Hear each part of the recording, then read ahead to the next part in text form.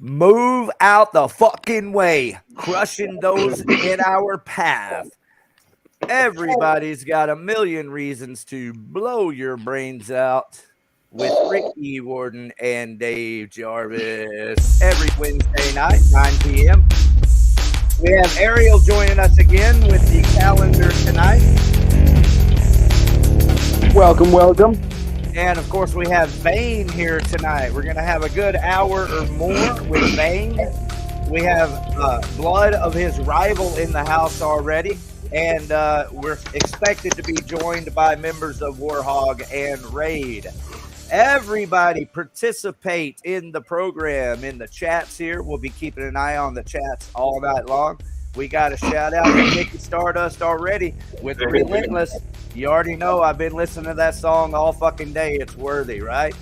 All right. So with that, let me get back over here to my brand and tell everyone it is time to introduce the one dank country himself, the X610 Chill, our host this evening, Dave Jarvis, everyone.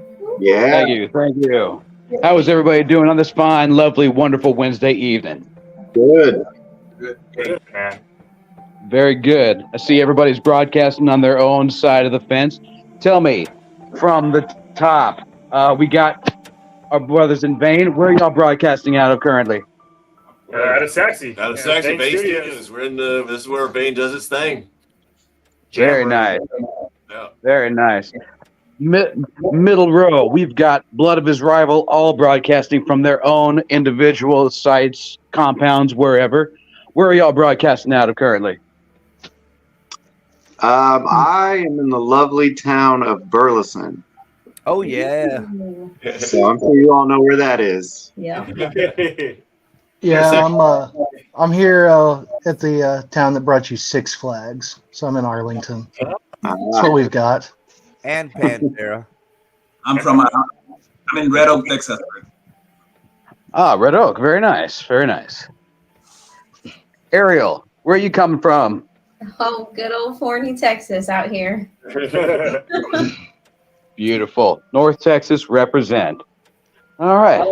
So, everybody, Ariel is with Against All Odds, and she's joining the show to help us out with the concert calendar and just have a good time with us tonight. So, again, everybody listening, join the program in the chats. We're going to be keeping an eye on you. Look who just joined us, Scott Beasley. We have Warhog in the house, everyone. Yeah. Very nice. Welcome. Welcome. What's up, y'all? Let's go, man. Right. Cheers, everyone. I'm drinking Dallas Blonde tonight. Put it up if you got it. I got my Coors Yellow Mountain Runoff. I got an Iron Maiden beer around here somewhere. I'll get up in a second. Hey, I don't always have beer. All right. I'm fortunate this evening.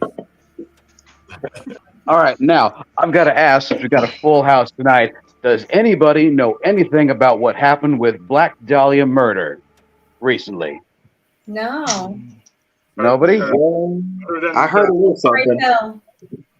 I heard that they played, I don't know if it was the Rail or Ridgely, but from what I understand, moshing ensued, and then the owner stepped in and said, "We do not allow moshing," and it's now become like a whole like venue versus scene kind of deal, and a lot of people are actually boycotting because of what happened. Unfortunately, I don't know all the details. I was wondering if any of y'all had heard anything. Are you sure it wasn't Wrigley? It was Ridgely or the Rail, one of those. I think it was Ridgely. I saw some people talking about this on Facebook, just kind of like in the scene and in a group somewhere, and it sounds like it's pissed a lot of people off. I'm interested to see what the fallout of that is. I've never heard no moshing allowed at either one of those venues. I mean, that's kind of funny, yeah. Yeah. Have y'all ever played a show where they did not allow moshing? No. No. No. I So that's have, a and guess lie. what? It fucking sucked ass. So I don't know what the fuck they're trying to accomplish over there, but clearly they do not understand what this city is about, what this scene is about. Tell them, Ricky. Was it originally? Neither does their insurance. It's that liability insurance, and there's not a buck in it, right? It's liability insurance. That's what it is. It's probably been that way for years already. They just kind of ignored it. Yeah, the fire marshal must have been there or something. We're playing originally written this weekend, actually. So we'll tear that shit up. Cheers to that. Yeah. Who y'all playing with? We got. Let's see, we're playing with Cruel, low gear, non-conformist. Oh, there you go, boom. There he is. Oh yeah, so it should be a great show, man. Nice. We love playing out there. Great little spot. Yeah, that's going to be a kick-ass show. That's this weekend, everybody. It's Low Gear, VeiN, our boys VeiN right here on the show tonight. Non-conformist on that show. Born in Blood and Cruel. Born in Blood. Thank you. Born in Blood. Cruel. I can't see the date. Is that Friday or Saturday? It's Saturday. Saturday. All right, very good. Yeah, so they better get their liability insurance in order. Blood of his rival. What's y'all's next show on the lineup? That's gonna be on the 20th in Wichita Falls. Okay. Nice. Yeah, with some bands from Oklahoma, some friends of mine and of ours. So that'll be pretty cool. Shit, yeah, that's awesome. And then we've got a show the next week up in Denton. So at Killers, playing Killers up there. Ooh. Are you love that. Friday the 13th show? No. It's a Saturday 13th. Let's see. Yeah. Oh, the Friday the 13th. That killer stock. 13th Saturday though. Yeah, they've got they have delicious tacos. They do. They've got a bunch of craft beer if you don't mind heartburn. Yeah. It's a cool place. It's very, very intimate if you play inside. Mm-hmm. Oh yeah. It's like someone's living room, which is kind of cool. Yeah. It's definitely Hello, Randy Roy. Randy, welcome, Randy. Hey man, this dude David Dunn over here, I took a freaking barbecue class with him a couple months ago. Oh shit. Yeah. If you want to talk barbecue with me, yeah, up there at Panther City, right? I thought you said Barbie. Hell yeah, brother. I want to know about you and Barbie. Small world. Dave, I didn't know you took barbecue classes. Yeah, dude, I enjoy smoking meat. Okay.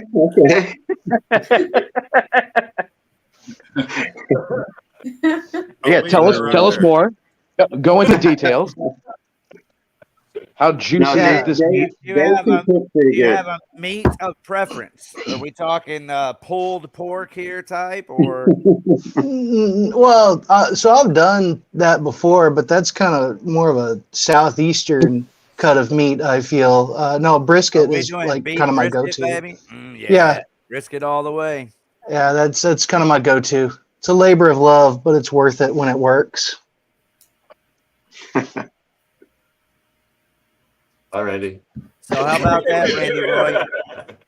How about that, Randy Roy? It's a small world. Did you guys run into each other anywhere else prior to that? I don't think so. Yeah. Not before or since. So nice to see you, David. It's mutual. Yeah, y'all should come out Saturday and y'all can run into each other at our show. All right, everybody. This is Raid here. Randy Roy of Raid, who has a brand new live record called Created in Chaos. Nice. You're getting a lot of good feedback from that record, Randy Roy. Hey, Randy, thank you for giving VeiN and myself a shout out on your liner notes. I forgot to tell you that. So thank you, brother. Can you read it right there? There's little notes up there. This is VeiN, I promise you. So thank you, Randy. Every little bit counts, doesn't it? Yes, it does. Take So I take it y'all played together before. I take it. Oh, On vacation. I can't get him to get away from me, so I have no choice. Matter of fact, we might have a little special something to show you about playing together. Little video. Just recently. We absolutely do. I'll have to cue it up though, because what I have queued up is something from First Blood. I really no offense, Randy. We got it all now. Hey, when did y'all record this song that we're gonna listen to? If you're talking Relentless, we recorded it 2 years ago. Oh no, I'm talking the other one that you did with Raid. That's what I'm gonna look up real quick. That was just live. That was live recorded. We did 2 weeks ago, 3 weeks ago. 3 weeks ago. Right. Yeah. So, 3 weeks ago, and so that's like raw, and I just put some pretty fluff on it to make it look pretty, and that's about it. You know, so it's all less undressed, if you will. All right. Yeah, so we had a great ready. night, great turnout out in Saxe, Texas at the Char Bar, and Right down the street. Invisible Sun, Raid, and VeiN, and this just kind of happened. Yeah, it literally kind of happened.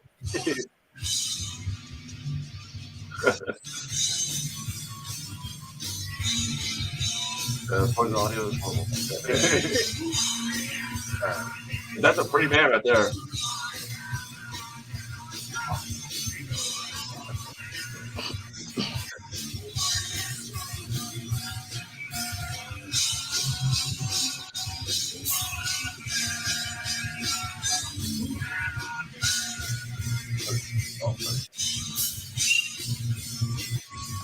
Anarchy in the USA.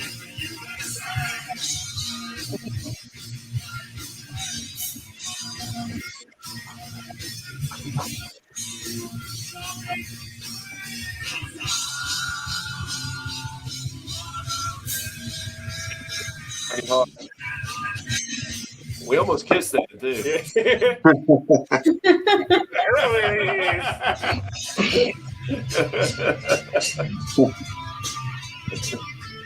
So many musicians.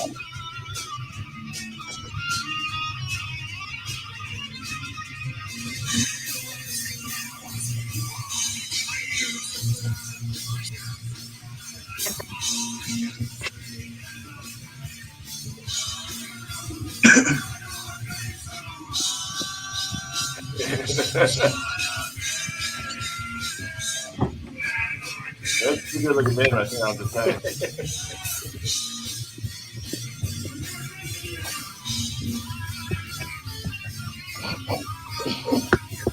I think I already like my guitar, Randy. What do you think? A little too much. He already said something about getting one.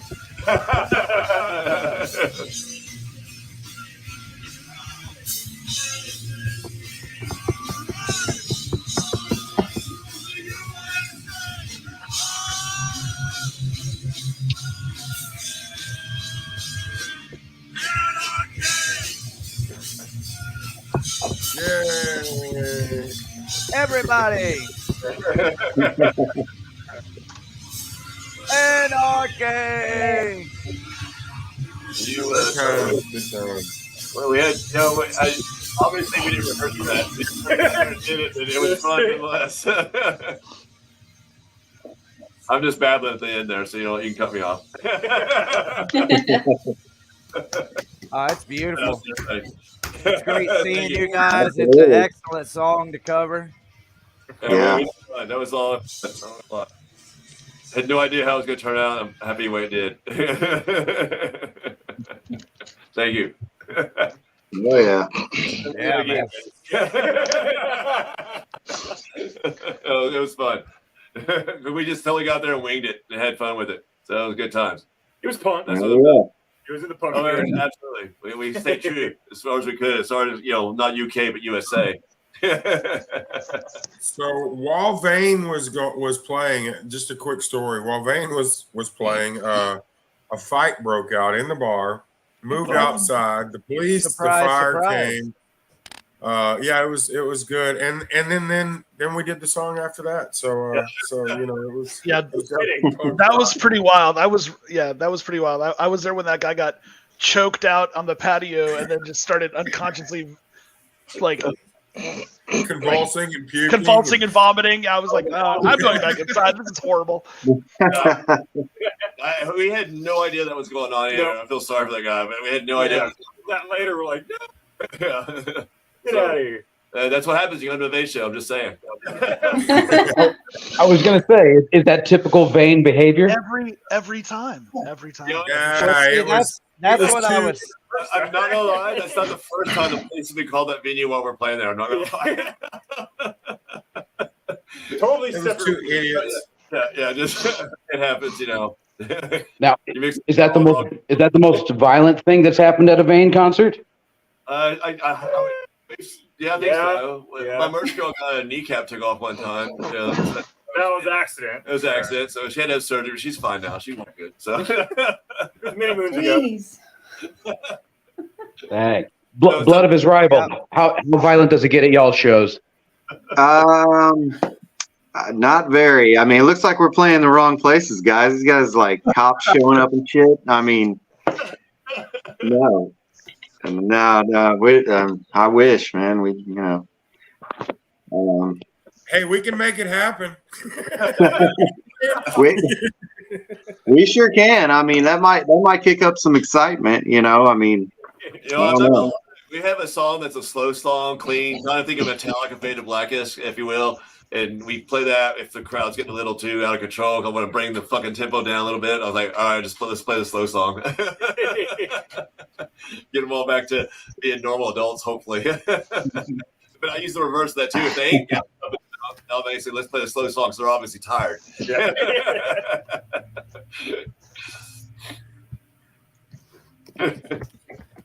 Now, Blood of his rival, y'all have an album out currently. Is that correct? We do. We have the Saw's Family out. We're currently working on our second EP, which is Man is Monster. So that'll be coming out pretty soon this summer. Would that be the record right there? Yes. That is the first one, the Saw's Family, yeah. And it's available on all your MP3 formats? Absolutely. On everything. Go pick that fucking motherfucker up.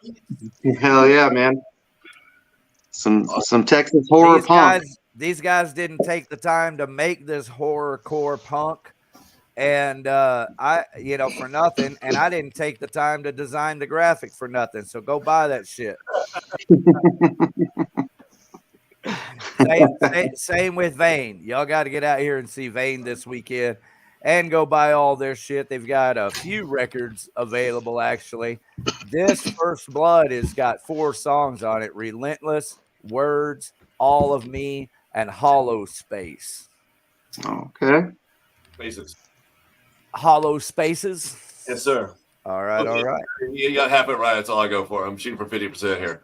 All right, man. That was some serious angst in the song Relentless. Tell us about that song there. Dude, so that song, that's our little because Pantera is very important to us, very big influence on us, and it wasn't originally. I heard that black tooth grin. Yeah. So as I got to give the Chris, who is unfortunately not here with us right now, and it's very shy. He's in a corner, but him and Hunter were jamming, and I heard this riff, and I immediately heard Relentless, and I said, "Dude, this is something." And as the song came together, I felt like this was the theme of being relentless. You got to keep doing what you got to do. You got to get off your ass and get back up no matter what. But I kind of felt like that was something that Dime would say. And so in that song, we do, get your, we laugh and cheer with a motherfucking black tooth grins. That's it. And let's start my little shout out, our little shout out to the man. That's right, man. And you're enjoying it. Hey, right. Yeah, you're inspired by your heroes, man. That's what it's all about. And it's a good song, everybody. Like that one song, Relentless, it's fucking heavy. It's got some really heavy drums, and there's kind of a unique kind of I don't know what you call that beat in that song, but it's a kick-ass song. Chaos. Let me ask you, how many black tooth grins can you drink in one sitting? As many as it takes. Yeah, that's a better answer than what I got. Actually, I had one today, by the way. Lucky bastard. I did. No, I'm not lying. Well, that's the right answer. Yeah. Insane. You know what? Sterling Winfield produced that song, and he's got a little bit of a tie-in with the Pantera guy. So it was actually I was actually a little concerned when I showed him the lyrics. I didn't know how he was going to take it. And, and when I was recording the lyrics, I remember he was, helping me obviously do different things, try different things. And I said, well, what about this verse? And the third verse, when I say that, he goes, oh, don't worry, I have an idea for that. I'm like, oh, okay. So, so and then the way we ended up doing it, I love the way, I swear to God, he goes, give it the most swagger you can think, as Dime would say that. I went, so I hope I did him justice. I think you did, man. I think it's a kick-ass song overall. I really do. I appreciate so everybody should go listen to Relentless on your YouTube channel and go purchase that. When did you record that EP, First Blood? During COVID or right before? Well, we recorded Words and Relentless during COVID. Yeah. Like maybe May on of the down 2020. low, everybody's closed, but we went and did that And we forward did. sound. Snuck in there for a couple days, laid down the drums at least. Yeah. And then So it was during that. A lot of it happened during COVID. We wrapped it up towards I guess a year ago. Was it a year ago? No, a couple years ago. Was it a couple? Oh my God, time flies. So you're having fun, I guess. I don't know. So it's just fun doing that shit too. It was, man.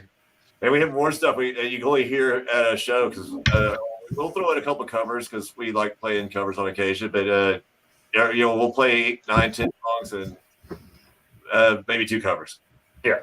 Okay. So did you record the other songs, All of Me and Hollow Spaces, at a different time? Yeah, we did. Yeah, we released those as singles, and then the other 2 we just compiled it into an EP. Yeah, that's right when Hunter joined the band, and we were finishing those up, so got those done, and then we added these down the road as COVID.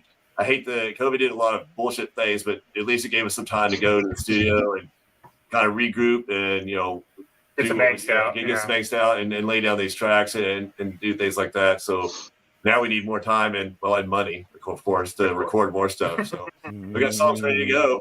Never cheap, man. It's never cheap, Money. Yeah. Exactly. 100%. So, we do what we can. So try to play enough so you can actually hear what other stuff we have. Because we got some. We played with Frey 3 weeks ago, 4 weeks ago, and we played 3 new songs. So we got new stuff. We want people to come out and hear us because we think it's just getting better every time we write something new. Mm-hmm. That's always my new favorite baby, the latest one. Well, I'd like to hear that for sure. So when might you get it recorded? Like you said, it's a matter of coming up with the funds and everything. It's really, it's really fun. Me and Hunter were just having this discussion last night. It's kind of funny you bring that up, and it really comes down to the almighty dollar. And when we can get into the studio, because I want to do it right. I'm not going to sacrifice the quality of the songs and do something on that, let's go to the chats and participate. Jazz loves to sparkle again tonight, says Relentless. That song kicks ass. And Dan McNew, Just the Facts Man, is with us tonight. Back in the day, I could do numerous black tooths. Back in the day, come on, Dan, you can still join on a numerous amount, can't you? Awesome. The album of my fucking soul. Damn right. Jazzy loves to sparkle. And look at this chick sparkling tonight in the comments. Everybody need to keep up with that. Mickey Stardust, that album fucks. Hey, I want to chime in here, Ricky. Yeah, man. Me and Mike, we go back a long way. Tell us how long. Well, Randy, you go ahead, please, Randy. Respectfully, I mean, we go back a little ways too, but we just kind of had a brief love affair, So I'm interested always, bro. Fill us in. Not to embarrass anybody, but Mike is 5 years older than me, and so is my brother. They were in Cub Scouts together, and my mother was their den leader. So that's how far back. He was the punk kid. I remember. And hanging out with us. That's great, man. That's so kick-ass. All right, so Dan, real quick, again, says hi to everybody. He's in for a few minutes representing the colony. That's why I broke back in. So mom was den mother, man. That's pretty cool. But I got to say, my mom my mom always supported all my bands. Mike's mom has always supported all his music. You know, I've known Mike's mom since then. And, you know, a couple other little tidbits. I remember back in, I think it was 2012, Black Wax Midget and VeiN played a show together at Skillman Street Pub. Oh my God, that was like our third show ever, I think. Yeah. And then I retired. I retired for a few years, and then when I got back together with you know, when I joined Raid, Mike was the first one to say, "Hey, dude, I'm getting you on a show." And COVID screwed that. That was supposed to be April of 2020. That was April 20, yeah. Yeah, right when that shit happened. I've always supported VeiN, and like I said, I just you know, I appreciate everything he's done to help Raid, you know, over the past few years to kind of get back in the scene, you know, help us with connections and you know, just hook us up with some kick-ass shows, and you know, I just want to say thank you. Thank you, dude. It means the most to me. It's easy, trust me. Anyone loves metal, knows music, call me. I will help you too.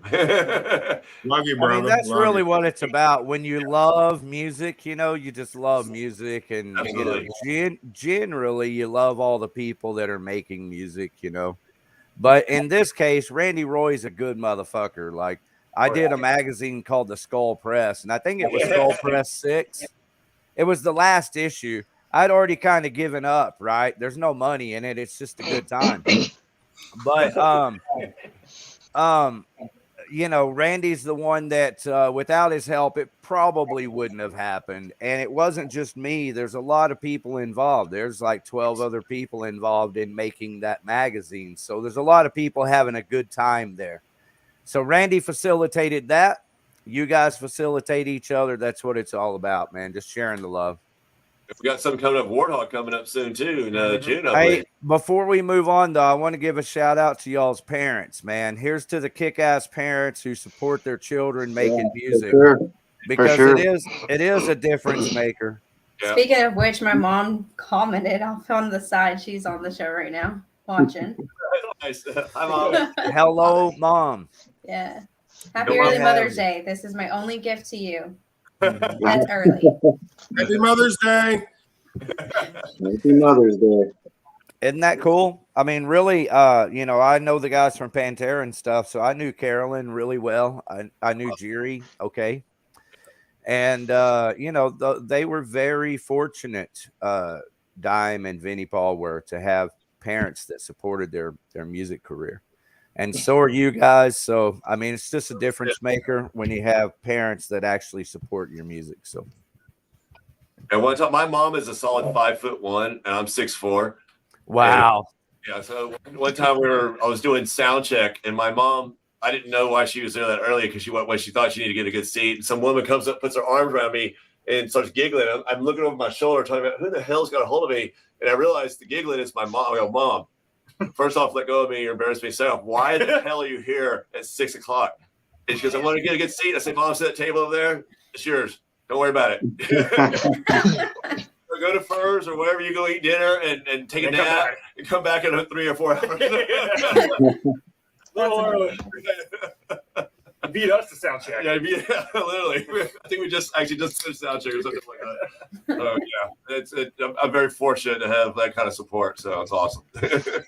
So love your mom. Very much so, man. I've seen that before. There's some of that in my family where some of the women are shorter, and I'm 6'2", you know. I don't know how that shit happens. It just does. Yeah. I'm 5'1", my brother's 6'2".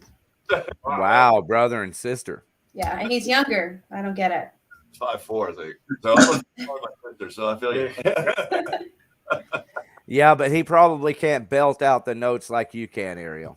No. If you can, I would be questionable. At least you got a great voice out of the deal. Yeah, I'll trade. That's good. I'll be short and have a good voice any day. Well, that's the way that you can be the best female singer ever. Boom. Drop mic. Oh, that's what she said last week. Dave Jarvis always asks every week an important question, and that was her answer, and that's the right answer. So Spoiler alert. Now you know the answer, guys. Hey, Blood of His Rival, did y'all's parents support you in your decision to make horror punk? Absolutely. Yeah. I had real supportive parents. That's so fucking cool. Yeah, absolutely. All growing up in high school, playing in bands, they let us play in the garage and talk to the cops when they came for noise, So yeah, that made a huge difference. They were all about it, and still are. They like to hear what I'm doing, and so it's good to have your parents' support for sure. And it worked out because y'all sound amazing. Thank you. Yeah, 100%. My mom. That's because of my mom Jose. was. It's because of Jose for sure. Well, we sound so great. Oh, dude, Jose's a beast, man. Shit, yeah. He is. Yeah, for sure. And he's not even a drummer. That's the thing. Hello, I'll Jose. tell you that. I'm not a drummer. You're just showing off then. No, yeah. Player that happened to sit in the drums one time, and that's it. So. See, that's how magic happens. That's it. We won't let him get up now. So he's stuck. So, are they holding you hostage, Jose? Yeah, pretty much. I would like to go to guitar back again, but No, Dave won't let him either. Dave won't even let him have a microphone, man. So Dave's rough. Look, there are rules. Drummers don't sing. These are rules. Unless you're Roger Taylor. There you Or go. Phil Collins. well, in the new EP that we're recording, I'm learning some tracks on the guitar too. So just Jeff doesn't know about it, but it's probably me playing guitar instead of it. Yeah. Yeah, he's an amazing guitar player, man. For real. He really is. All right, so we're going to get a lot of experimentation on this next album, eh? Oh, for sure. For sure. It's all DIY. I mean, we're doing it all ourselves, me, Jose, and Dave. Jose's doing all the actual recording, and, I'll go to his house, we'll lay guitar tracks, and Dave will come another time and lay some bass, and, he does his drums on his time. So and a lot of people, they don't like the DIY thing, but it works for us. I really think it does because we're at our own pace. There's nobody in our ear. We're doing what we want. So I think it works out for us three. It's a good way for us to record EPs and get what sound we really want. That's good. That's good. Every band should have at least one member that knows their way around a soundboard because who else knows your sound better than you? Right. And Jose's I'm leaving that to him, man. You don't want me messing with that. I'm going to let him do all that part of it, but he's doing a really good job. I mean, it already sounds really good so far. So, we don't have too much left. So I'm hoping we can put it out later this summer. Is what we're shooting for. On this final session, maybe you switch to the board and Jose switches to guitar, and then Jeff will play drums, and we'll get a Trail of the Dead kind of vibe. Man, I don't know if you want me messing with drums, man. I don't know if that's a good idea. Definitely not Dave. Yeah. Hey Jeff, who do you think is a worse drummer, me or you? Probably gonna be me. Because I've seen you actually play. I'm pretty bad, dude. Like I haven't figured out how to separate my legs and my arms. So it's just like left side and right side. I suck. Yeah. Hey Scott, how's your drumming? Scott. Good enough to be terrible. I actually have like 3 drum sets, and I'm a fucking shitty drummer. So yeah. Don't ask me about my drumming. You don't want to know.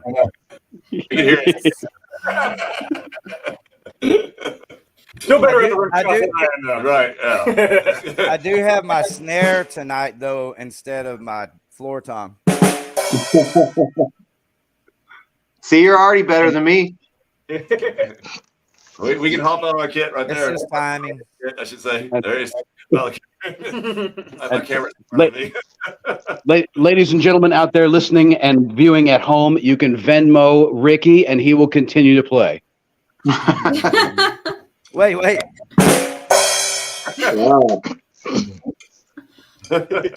But if you Venmo twice that amount, I really he'll stop. can't play drums. I can only keep timing.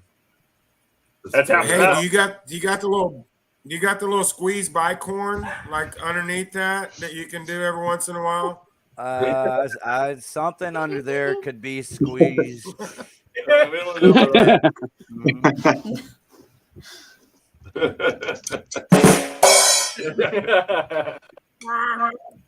Snare sounds better, doesn't it? I was using the floor tom last week. That sucked. You can try it out. You never know. Hey, go ahead, Dave Jarvis. Oh, I was going to go into a long-winded thing, but if you have something that's shorter than that, if you want to squeeze something out of yourself right quick. I was going to talk to the VeiN guys about their show coming up this week. All right, that's the general direction I was going into. Very good. We'll join on into the fest here. What kind of sets you guys are going to play? You were saying earlier y'all mix in a couple of covers and stuff. You don't have to answer this if you don't want to. But is Relentless an opener or a closer? It is. We got a set list. It is in the middle of our set. We've tried different places. As silly as it is, our set list, I probably put too much thought into it because I want to get you going, but I also want to save the good stuff for last, or what I think is the really good stuff. But we've also been in that situation where sound guys going, all right, one more song. We're like, no, we have 3 more. No, one more song. We got 3 more. No, one more song. That's the worst. That's the worst fucking thing right there. So lessons learned. But so Relentless is going to be right in the middle of the set, and this is going to be a heavier set than it's a 45-minute set. There's 5 bands. Pretty much have all of our angrier. We got all of our angry songs going. We're going to do 2 covers for sure. Maybe an optional 3rd if we have time. But I don't plan on seeing that happen. But we might throw in a Lamb of God song if you like that kind of music. Which one? Which song? We like to call it Mary's Lamb, but it might be Redneck. Have you ever seen the music video for Redneck? Oh yeah, those kids are adorable. Yeah, when they get screamed at. So it starts off that the Christian family playing Mary's the dad playing Mary Had a Little Lamb. And so we do it the right way. We actually play Mary's Lamb. Mary Had a Little Lamb. And we roll into it. We play and we call it Mary's Lamb. So we do our little twist and have fun with it. And it's a Trojan horse of metal. Yes, 100%. We lull you into a lullaby, if you will. So, and then we're going to end the set with some of our heaviest stuff, some new stuff. We have "Get Used to Abuse," which is our newest song, and I'm proud of all of our songs. Not to say I'm proud of this more than anything, but this one gets me angry when I'm singing it because it's about the abuse that we all face day in, day out, whether it be from a friend, a spouse, your job. It's just the abuse that happens and life. And to me, it's about you got to say fuck you in your abuse. I'm going to do what I want to do, and it's getting out of that abuse and doing and moving on and finding your own way. And that's what that song's about, and I'm very passionate about that. Yeah, love it. That's the only way out, man. 100%. That's what we're doing here together tonight. We're all digging and clawing and scraping and fighting together. Absolutely. We got to be relentless, right? Exactly. Getting all of these. Speaking of that, hey, let's go ahead and play some of this song and see how it sounds. What do you think? All right. Yes. I'm going to go ahead and share the screen right here. That's how StreamYard works. And then I'm going to hit play.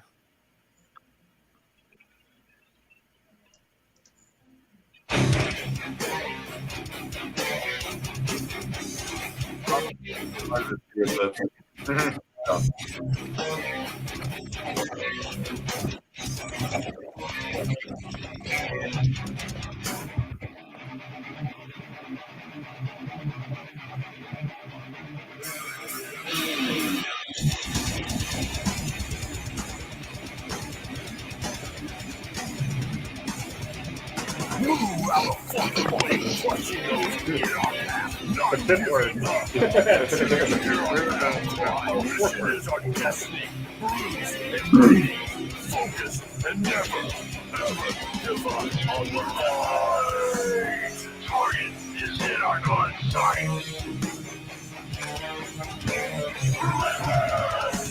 Eradicate the darkness of the fight.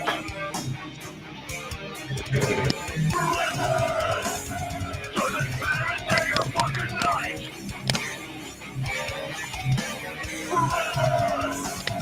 Focus, radiating out the fight.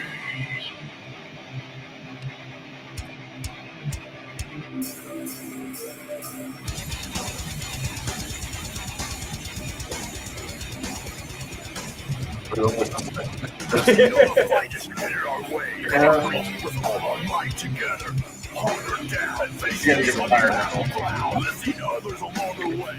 Knowing we'll be left astray. Showing the world that we are here to stay. We are here to stay. Target is in our gun sight. Eradicate the darkness of the fight. I hate to interrupt it.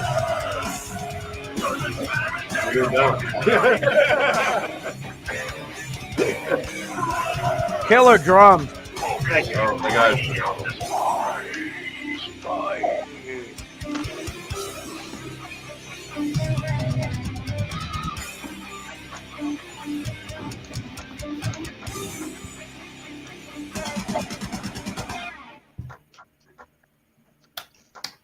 All right, cheers. Hell yeah. That's our breakdown begins right there. And that's I do an extended pause, and then sometimes live I'll say something stupid. It depends on the mood I'm in. And then we drop into the breakdown. And then we drop right into the breakdown. Yeah, that had kind of like a New York hardcore kind of sound, like Sick of It All. Was that an influence at all? Honestly, I wouldn't say, but not specifically, but it's when you it's that beat. I think when you're writing new music, one thing I gotta always have to I'll write something like, "Oh, this is badass." Someone go, "Dude, that's Metallica." I'm like, "Son of a bitch." I think it's so original. So listening to music obviously influences all of us, and we try to take those little bits and pieces. But definitely, it came from all metal, just to get to where we're at with that song. So, and we love playing that song. It's just it represents us as VeiN being relentless, and hopefully gives the message out that you need to be relentless too at the same time. Great message. Yeah, man. Yeah, subtle like a sledgehammer. Yep. Hell yeah. Hey, man, I want to jump in real quick. I got a quick question for Mike with VeiN. Yes. They played a show last weekend, I believe, or maybe the weekend before, called Vermifest. Dude, I have How to much brag. money was? We raised $20,000 for dogs as a collective. Nice. Wow. So I'm so That's badass. So I like dogs way more than people. Your reaction. Absolutely, dude. Martin Furman was a great soul who passed away last year, and he ran Paws in the City, and great organization. They find homes for dogs, and so this is like since he passed away, he hadn't had an event, obviously. So people got together, and we got to be involved in it, which was awesome. We got the studio at the factory, which is a phenomenal venue. If you haven't ever seen it, it used to be Canton Hall, if you're familiar with that, or I think it was Bomb Factory. Oh no, Deep Ellum Live. Tommy's. Deep Ellum Live. Yeah, Deep Ellum Live. Wow. It's all redone. There's like 2 hotel rooms in the back behind the stage. I'm like, did a shower. I'm like, what the hell? These are what Greensboro is supposed to be looking like. So it was awesome to do that, and for such a good charity. Dude, I'm still riding that high from that show because it was so awesome. And we shared the stage with a bunch of other badass bands, all local bands. So it was really, really just an awesome, cool experience. Thank you, Ray, for reminding me, because that I am so proud of that. We are so proud of that. Just the fact $20,000. Well, I just want to say, I was there for a lot of the bands. I got there early. I did have to leave before I saw the last of them, but that was a big stage, and you guys made it look small, man. You took up the whole thing, and you owned it, and it was awesome. Dude, thank you. Yeah. Dude, we got Kevin from Perceived, who is another phenomenal musician. He took a lot of great pictures, and we've been posting a couple of those, and we'll be posting more. Joel, I've had a mind like he used to do a lot of photography back in the day, and he came out and did some photos. And matter of fact, my current Facebook profile picture is one that Joel took with old school, just a Canon and DSLR camera. It wasn't digital. He was even making comments about that, and got one of my favorite pictures from the event that night. So it was really, really cool. And everyone we talked to, everybody, all the other bands that were there was a lot of great bands. They were all just, it's all, it kind of brought it all together. This is why we do this for, not even passion and music and love, but things that, like dogs. I mean, if you don't love dogs, I don't want to talk to you, online. Yeah, there you go, man. There you go. That's it.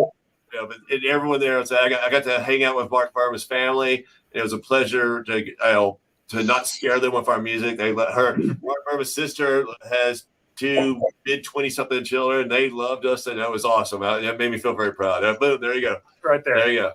Yeah, I did. I felt like a fucking rock star on that stage. I'm not gonna lie. You look like a fucking rock star on that stage, and I'm glad you feel like a rock star on that stage, bro, because you are a rock star, man. You make some good fucking music. Thank you, sir. Appreciate that. Thank you. Blood of His Rival. What was the last show that y'all played? We played Growl last Friday in Arlington. Wow, crazy. Which is a cool place. That's a really cool place. I mean, it's a record store, and then you got Division Brewery right behind it. If you're, like most of the people here, if you enjoy beer, and they got a lot of different beers and good food, and it's a cool place. The guy that owns it is super cool. So yeah, I have great news to report that Growl Records is officially a fan or has liked the Blow Your Brains Out Facebook page. Oh, nice. We played there with Warhog not too long ago. Great show, man. Yeah, that was fun. Totally cool place. There we are. We're going to be playing there soon. Well, here's the deal: is I'm not fortunate enough to get out very often, but last week I did get out. I went to see this band right here, not that band. Let's see where they at.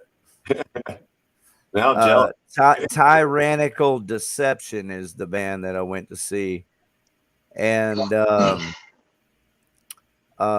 anytime I'm over there, even at Mavericks, part of my experience. Anyway, part of my experience is to go over to Division Brewery. As a matter of fact, I like to park over there. I try to park over there, drink a couple of beers there, and then head back over to Mavericks to see bands. There you go. So, Ricky, y'all were talking about the Ridgely thing earlier. What happened this past weekend? I heard some rumblings about something happened over at Mavericks during the show this past weekend. You hear anything about that? Not at Mavericks. I did at Growl Records. That dude from Dave can tell you more about it than I can. Yeah. So Shannon from Forwards had a heart attack, and he was actually hospitalized from the show. He's out of the hospital, but if there is any way that anybody is able to help that man out, he's always been a great dude from his work with Rome is Burning and Forwards, and he's literally like the nicest person you'll ever meet, and he's got a lovely family. So if anybody is able to help him out, that would really be great. Man. Yeah, there it is. So, dude, it was crazy because I was over there having my beer, right, and lighting it up, and I was going back into Growl to check out a punk rock band, and I heard a dude like y'all were talking about earlier that, might have been just puking on beer. It wouldn't be the first time. I'm used to being at venues and hearing someone puking and having a hard time of it, and it was raining outside, so I was like, I'm going to see the show.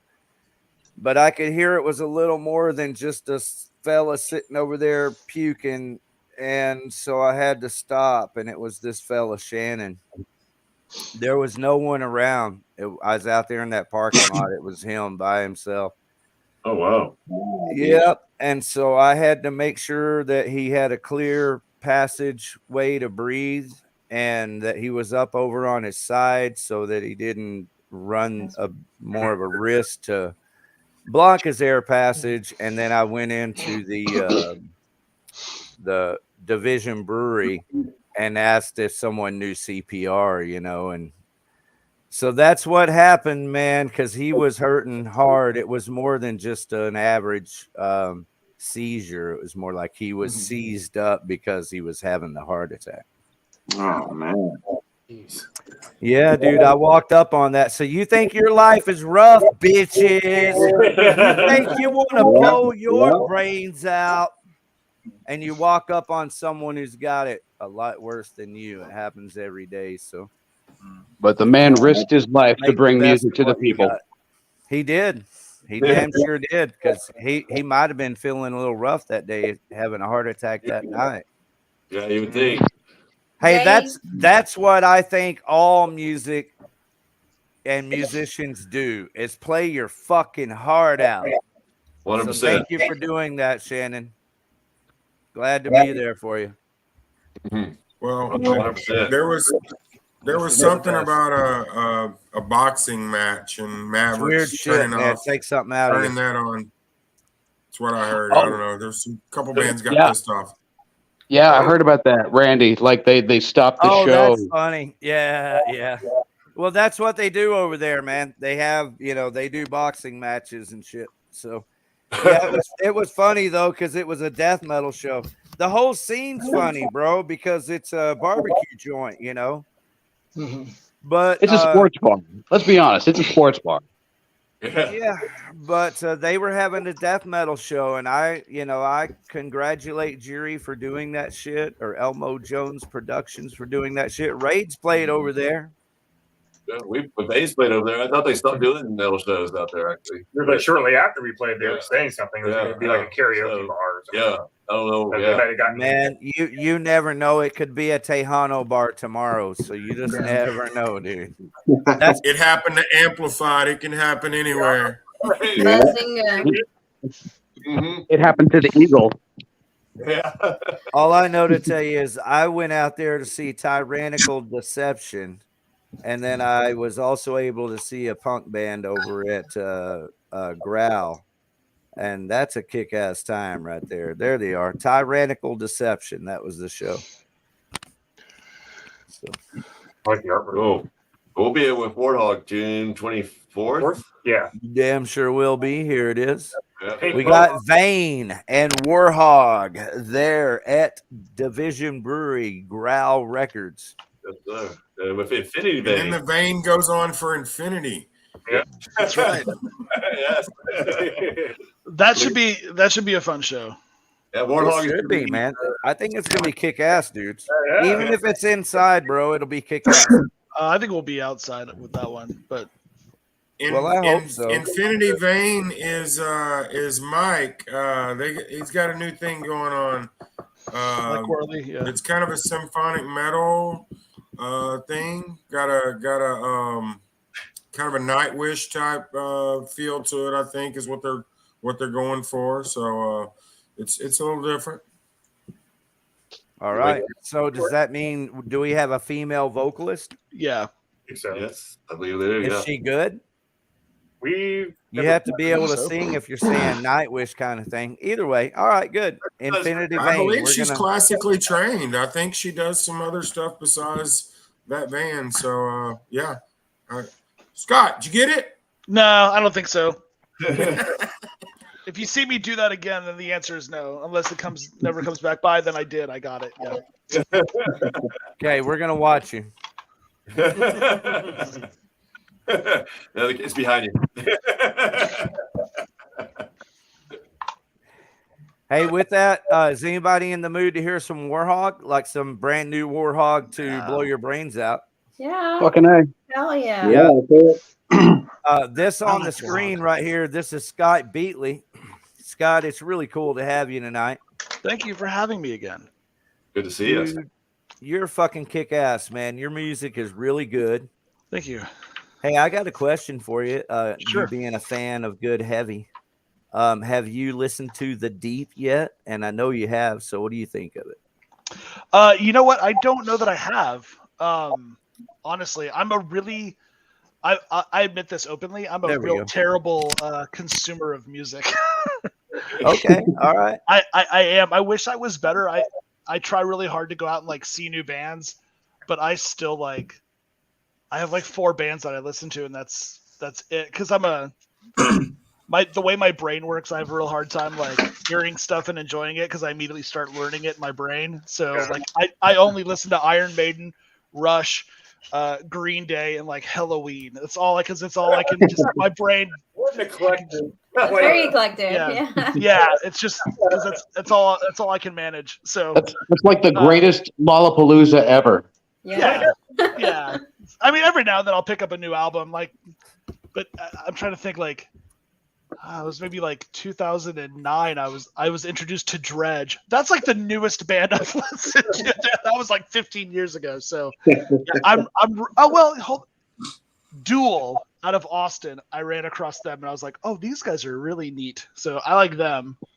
But yeah, I haven't listened to The Deep yet. Really, I liked checking out the Argonaut. I like the Argonaut a lot.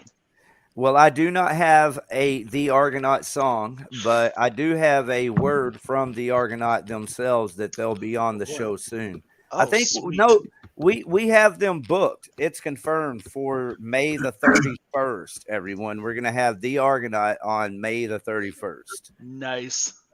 And Scott, you're welcome to come back, and I'm gonna hit them up for a song. So maybe we'll play one of their songs. Hell yeah. Shit. Absolutely. All y'all are welcome to come back. Shit. Come back as often as you want. All y'all.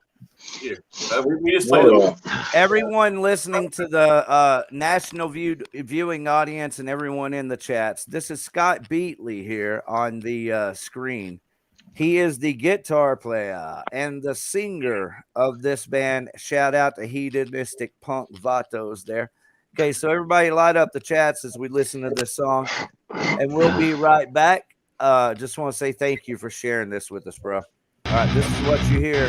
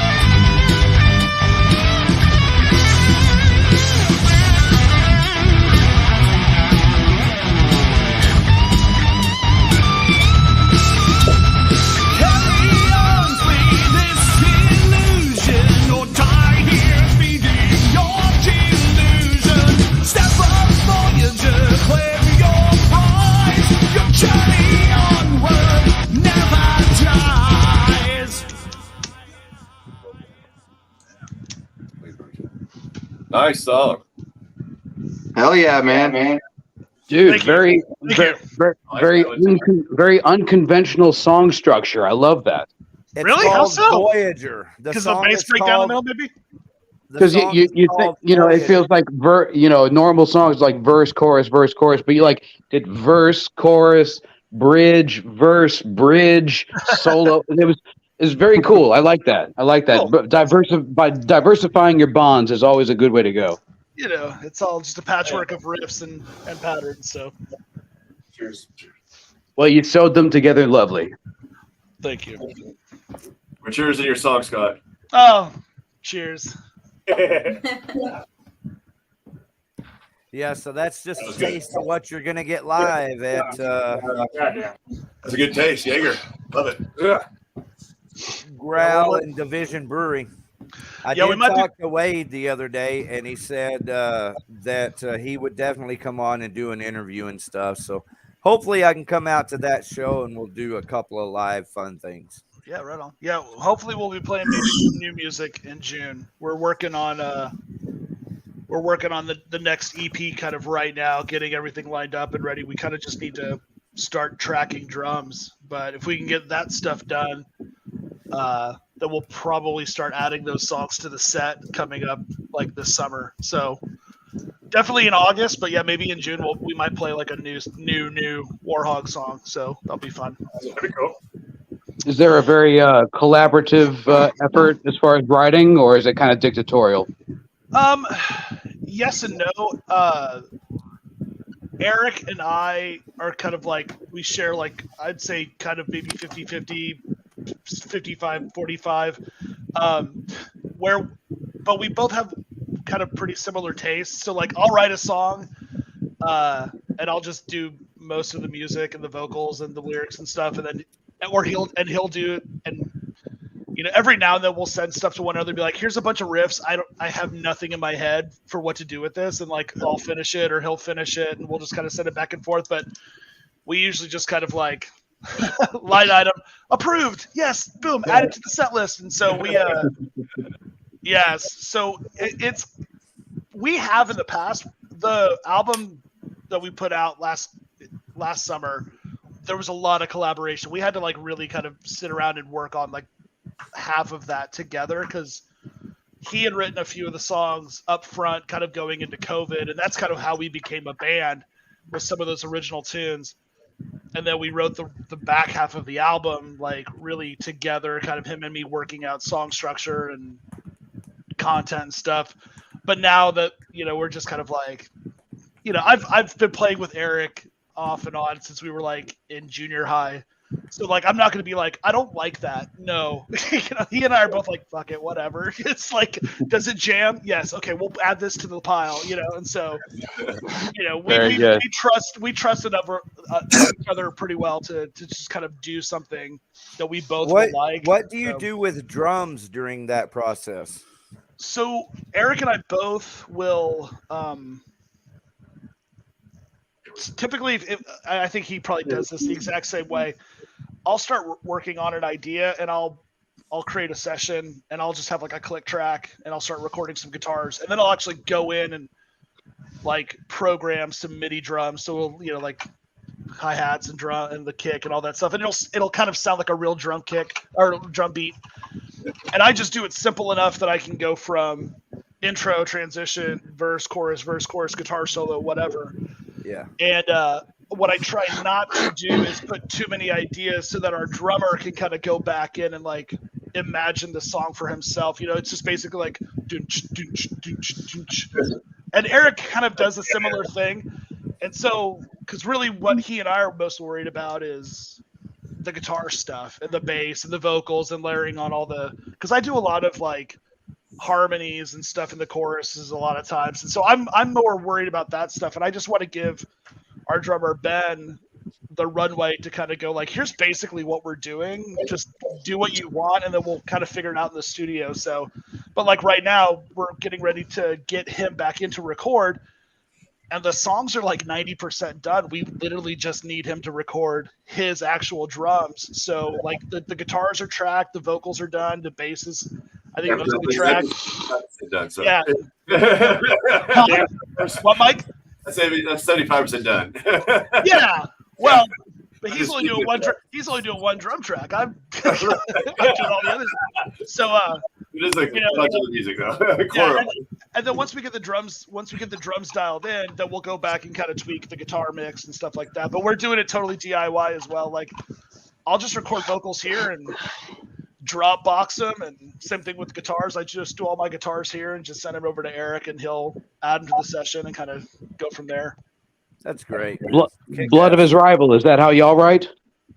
Pretty much. I mean, me and Dave will bring songs. I'll come in with some songs. Jose always, he always has and I'll bring a bass of a song and bring it to the jam room, and then they'll add, hey man, why don't you try this? Or Dave will be like, well, I was thinking this. So it all just kind of comes together. It's almost like I just bring the skeleton, and they piece it all together, the rest of it. So they always add something to spice it up. So that's the base of it pretty much. Who usually Scott, brings? I was going to ask who usually brings the song ideas to the table usually. I'll bring. I'll come in with an idea with the, like, hey guys, I wrote this song or whatever. And, or Dave writes a lot of stuff too. He's got some crazy ideas up there. So yeah. And then Jose, he's, not being a drummer, he always has, great ideas for changes and riffs. And so I think it's just all three of us together, really, Usually Dave has the idea for the bridges, and then we structure like where me and Jeff usually like structure what's gonna be chorus, verse, bridge, and we can usually David is the one who adds like if we want to put some kind of bridge or something, or like catchy chorus or something. Yeah. Right. Jose, do you ever bring song ideas like from guitar? Like, do you bring riffs to the guys? No, what I do, I mean, if Jeff brings like he said, like a skeleton riff or something, I sometimes grab the guitar and say, oh, why we try this and that? So I kind of work on around his idea already. Nice. We've got a song that's going to be on this upcoming EP that was written entirely by our drummer. Guitars, bass vocals, everything, and I think the version that'll end up on the EP is actually Ben playing guitar. Like I'm not gonna. I'll relearn it to play it live, but I'm not gonna relearn it. I'm not gonna learn it to re-record it. I don't. I'm going. That's all there is to it. I'm going.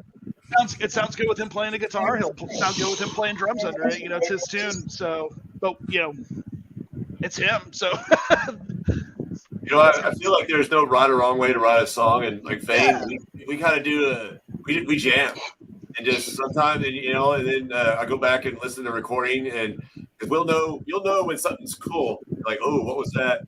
And I'll go back and pull out the cool parts, and I guess we'll kind of dissect it. And then I'll put on my producer hat, and I'll say, well, what if we did this arrangement with these riffs that we wrote? And that's kind of how we've been writing stuff. And then because I feel like music has a language itself, and I'll feel the emotion attached to that. And I'll take clues from these guys where they feel the emotion is, and I start throwing out lyrics once we get the overall structure laid out.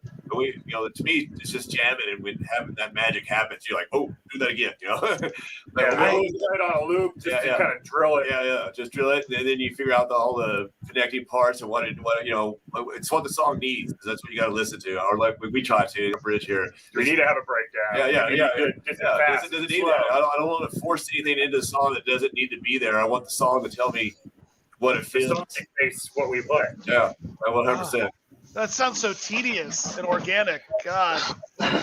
Are you working that out with your drummer in live rehearsals? Yep. Every time. Yeah. I'm not gonna lie. Everyone in the band, we're the ones that are gonna butt heads the most. Yeah, I'm not gonna lie. I've left the room in disgust a couple of times, going, "You fuckers didn't tell me what you want to play." We've played several times today. But I think you got to have a little bit of that, because that just makes angst kind of gets into the song a little bit. It gets in the song, and it makes sure that everyone knows that we're all trying to put our best foot forward. We want something. I want something that everyone in the band is fucking proud of. If there's it makes us a lot of sense to me that's how you actually develop the song is by playing along with the drummer. We had to. I mean, I'm constantly telling it Hunter, would drive me nuts to just stick with the fucking machine. You gotta have the heart and soul, man. AI doesn't quite have it yet. Say very little. His tempo varies little day to day. It's okay. He could have a bad day. And it's all right. And it's consistent. Matter of fact, I have to tell a story about. We have a song called "Straight Jacket," and we wrote this during COVID. It was just me and him jamming. And I thought he was going to go to the slower tempo, and so I played this riff that I just had in my back pocket, and I played it. But he changed on me, and he sped up, so I had to play this whole riff like 10 times as fast as I would normally play it.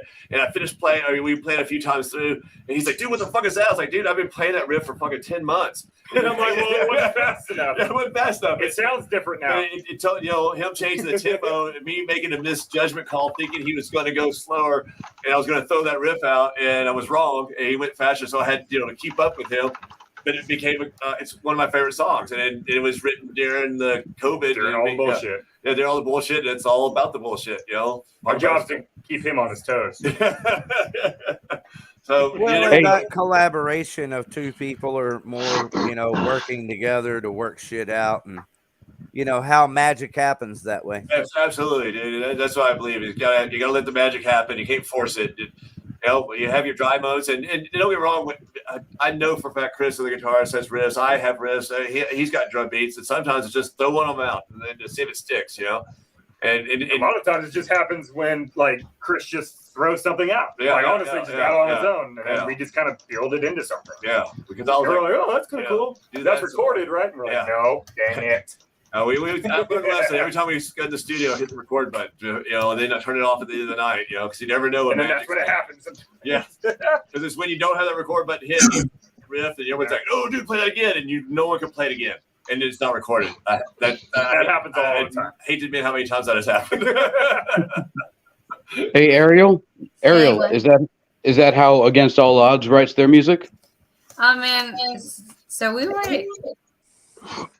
I feel like I hear echo.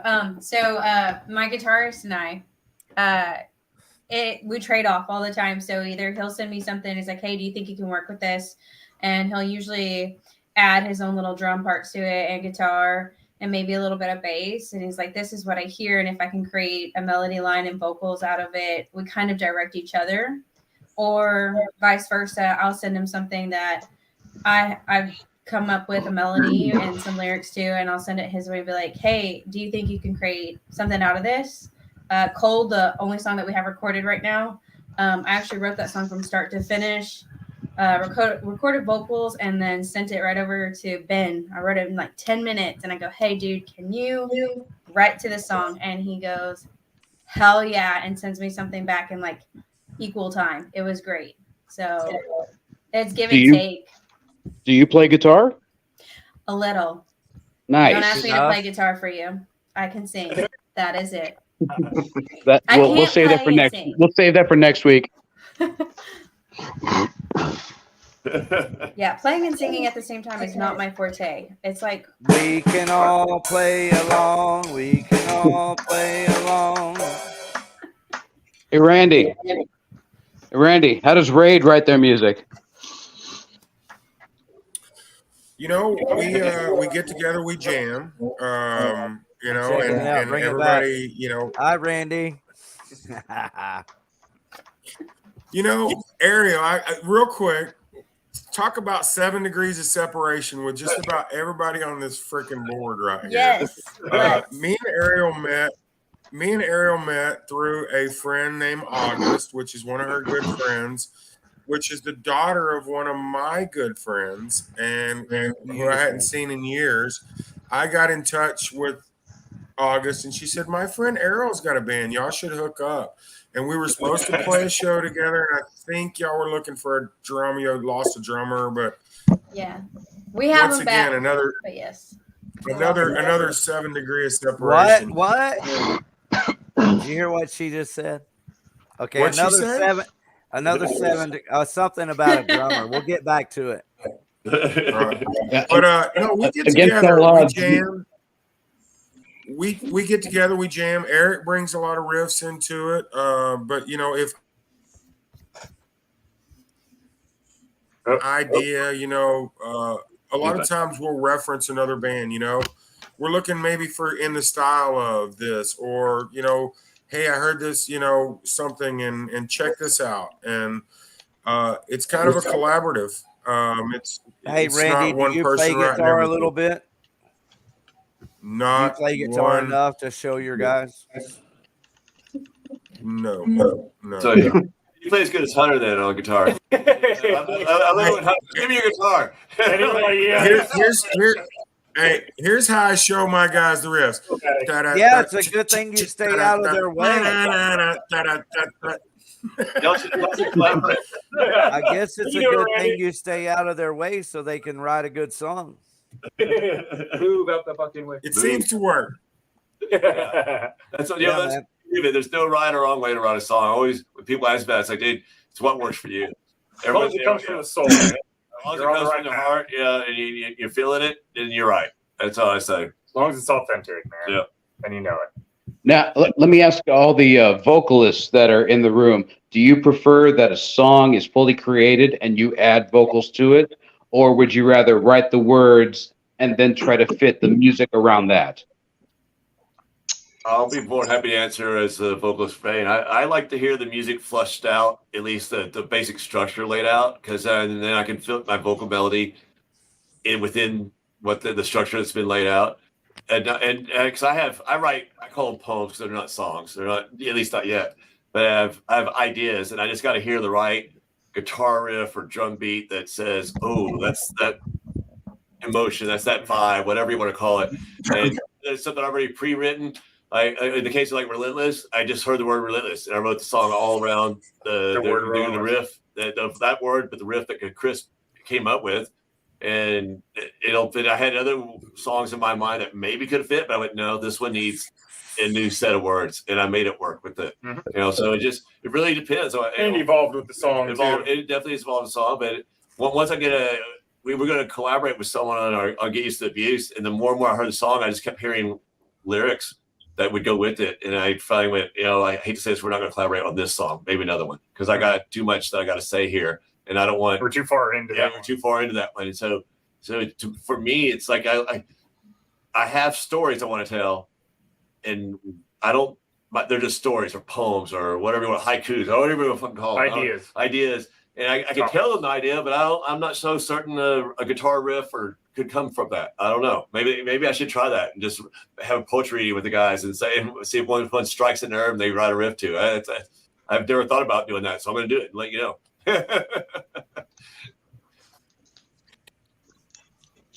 I like either or. I come up with ideas all the time, write them down, record them myself, and save them for if my guitarist writes something to it, or if somebody brings something to me, I just ask what they felt behind it so I can write something to it. I mean, I have ideas, I have books and books of ideas. It's just the right time and right place to use those ideas. Era, do you hear like a vocal melody for these ideas, or are you? Most oftentimes when I'm writing, I hear a vocal melody.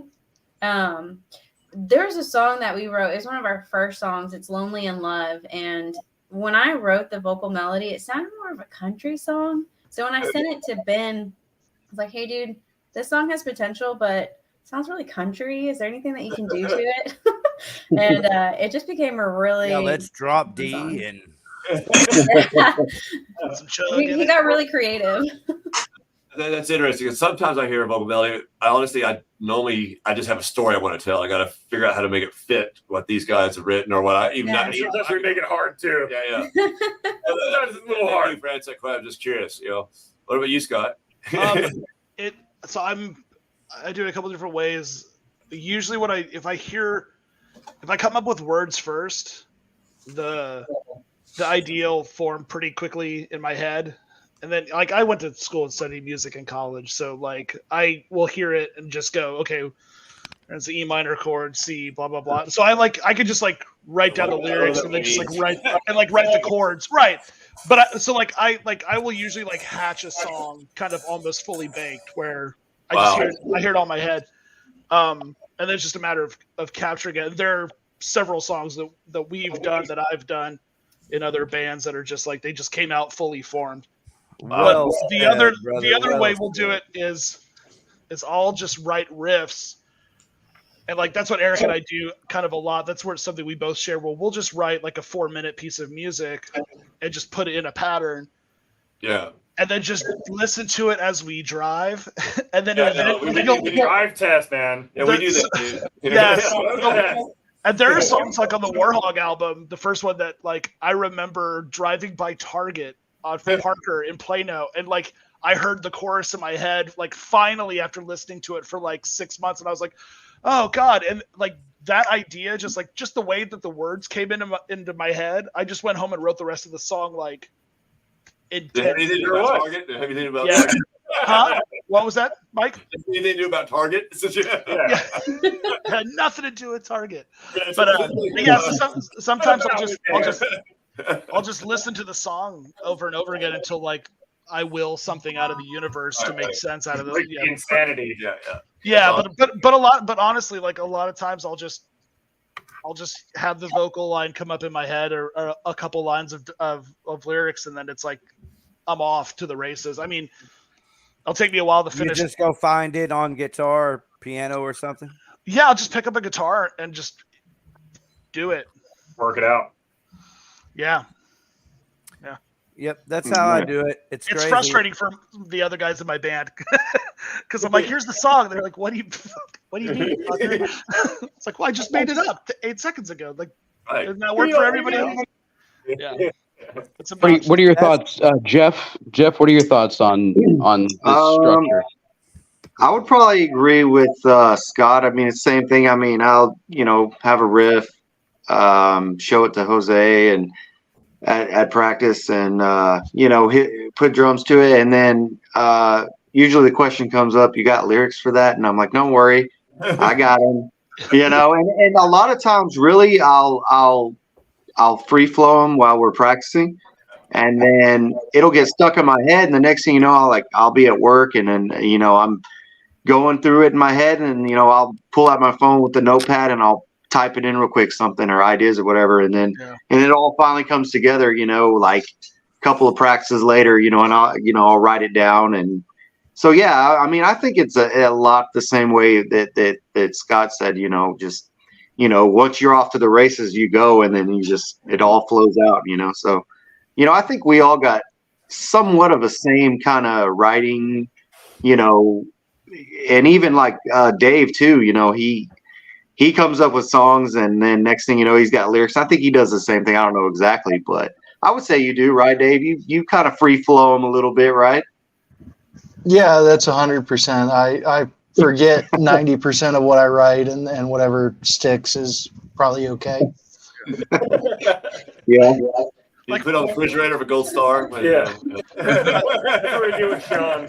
There's probably a dozen just wave files in my phone of me just like whistling to myself in the drive-through of a Grandy's, like, oh. There you go. Yeah. Well, I got the notepad, but then it'll be like songs, and then a grocery list. Yeah. And then song. So it's all mixed up, man. Yeah. Bacon and eggs. Wait, what? How much do I owe my weed dealer? Song, grocery list. Yeah. We'll all know where it came from. Hey, Randy, you had a question you were gonna ask me? I was curious what it was.